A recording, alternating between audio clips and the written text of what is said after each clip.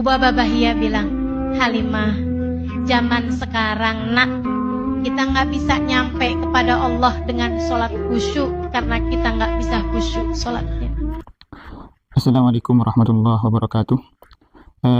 Para teman-teman sekalian, senang bisa berjumpa kembali dengan kalian semua. Semoga kalian tetap berada di dalam lindungan Allah Subhanahu wa Ta'ala. Menyikapi potongan video dari Syarifah Halimah Al-Idrus barusan, jujur saya juga merupakan seorang pengagum beliau, karena beliau selain seorang syarifah keturunan Rasulullah, beliau juga ahli di dalam dakwah, dan motivasi-motivasi beliau juga banyak menggugah muslimah-muslimah Indonesia untuk hijrah ke jalan yang lebih baik. Dalam petikan video barusan, beliau berkata bahwasanya kita tidak akan bisa sampai kepada Allah Subhanahu wa Ta'ala dengan sholat yang khusyuk, karena sholat kita masih belum khusyuk. Di dalam menggapai sholat yang khusyuk itu jelas sangat sulit. Bahkan sekelas Khalifah Abu Bakar sekalipun itu dalam mencapai kekhusyukan butuh latihan dan riyadhah berkali-kali, apalagi cuma sekelas kita. Namun untuk mencapai khusyuk bukanlah sesuatu yang tidak mungkin bagi kita. Sangat mungkin, namun juga harus perlu latihan. Oleh karena itu, mengingat kondisi dan kualitas sholat kita yang seperti saat ini, barangkali dauh atau perkataan dari Syarifah Halimah Al-Idrus barusan itu bisa dikatakan benar. Kalau kita cuma mengandalkan sholat, sepertinya untuk sampai kepada Allah kita sangat jauh. Kita nggak bisa nyampe kepada Allah banyaknya sedekah karena kita kurang ikhlas dan sedikit sedekahnya.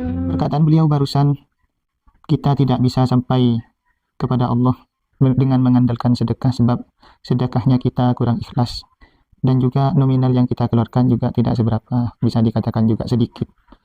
Barangkali juga benar bahwasanya di dalam mencapai ridho Allah itu juga kita tidak boleh iktimad ala nafsi, tidak boleh mengandalkan diri kita. Semua pekerjaan kita itu hakikatnya adalah dari Allah, pekerjaan yang baik, pekerjaan yang buruk. Namun untuk pekerjaan buruk kita diajarkan tata krama bahwasanya kalau yang baik dari Allah, yang buruk ya memang dari diri kita sendiri. Tetapi pada hakikatnya semua pekerjaan itu murni dari Allah Subhanahu wa Ta'ala. Untuk mengukur keikhlasan memang tidak bisa diukur secara zahir, karena keikhlasan itu merupakan af'alul qulub, pekerjaan hati yang tahu ya hanya diri kita dan Allah Subhanahu wa Ta'ala. Namun mengukur pada realita kebanyakan manusia, untuk mencapai keikhlasan itu sangatlah sulit, karena yang namanya ikhlas itu memang harus murni, bersih lillahi ta'ala, tidak karena hal apapun. Dan juga mengaca pada nominal yang kita sedekahkan tidaklah seberapa. Bahkan kadang-kadang jika kita memaksa untuk mengeluarkan sedekah dengan jumlah yang banyak, terkadang hati kita ini masih berbisik hal-hal yang tidak benar, sehingga mengurangi kadar keikhlasan. Oleh karena itu, barangkali petikan video dari Syarifah Halimah Al-Idrus barusan itu ada benarnya juga. Akan tetapi Halimah, kata Ubaba Bahia, kita bisa nyampe kepada Allah dengan kita cinta kepada Nabi Muhammad.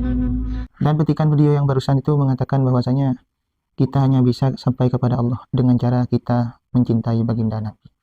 Kalau poin yang satu ini, untuk poin yang satu ini saya sangat setuju, dan memang tidak ada cara untuk mencapai kepada Allah kecuali melalui baginda Nabi Muhammad SAW. Bahkan menurut keterangan yang pernah kami dengar dari guru-guru kami, orang wali itu akan diangkat derajat kewaliannya, yang mengangkat itu langsung Rasulullah. Jadi kita tidak bisa apa-apa tanpa Rasulullah. Berkaca pada sejarah, kalau kita melihat sejarah dan juga kita baca referensi-referensi sejarah, sebetulnya diri kita ini semua banyak berhutang budi kepada Nabi kita Muhammad SAW, terutama bagi seorang perempuan. Nabi Muhammad SAW itu sangat memuliakan perempuan. Bahkan di zaman jahiliyah, perempuan itu layaknya sebuah barang yang tidak berharga. Akan tetapi dengan datangnya baginda Nabi Muhammad SAW menjunjung tinggi martabat seorang wanita. Bahkan seorang wanita diibaratkan sebuah permata yang harus dijaga. Oleh karena itu, kita banyak berhutang budi kepada Nabi. Mengingat pula saya pernah mendengar dan juga membaca keterangan bahwasanya andaikan tidak ada baginda Nabi Muhammad SAW, Allah ini tidak akan menciptakan alam semesta.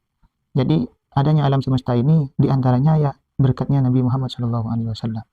Oleh karena itu kami sangat menyayangkan dan sangat merasa ironis kepada sekelompok orang yang sering mencaci maki habaib, yang sering mencaci duriyah Nabi, yang memfitnah duriyah Nabi, yang mendiskriminasi duriyah Nabi, bahkan sampai ada yang dikriminalisasi.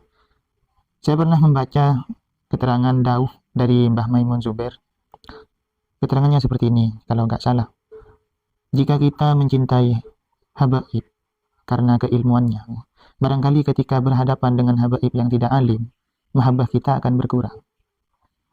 Dan jika kita mencintai habaib karena ideologinya, barangkali jika berhadapan dengan habaib yang tidak searah dengan ideologi kita, mahabbah kita juga akan berkurang.